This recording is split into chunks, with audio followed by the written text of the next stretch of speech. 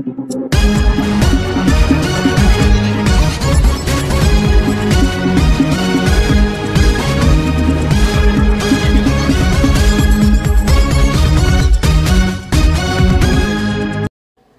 To BTN news. ప్రతిక్షణం ప్రజా సమస్యపై పోరాటం.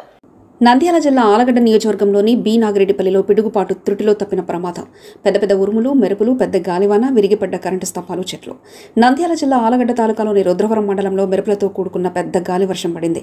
ఈ వర్షానికి బి నాగిరెడ్డిపల్లి గ్రామ నడిబొడ్డున మందులూరు శ్రీనివాసరెడ్డి అనే వ్యక్తి ఇంటి ముందు పిడుగుపడింది. ఆ సమయంలో ఎవరూ బయట లేకపోవడంతో పెనుముప్పు తప్పింది. ఈ పిడుగుపడడం తెలుసుకున్న గ్రామ ప్రజలు భయాందోళన చెందారు.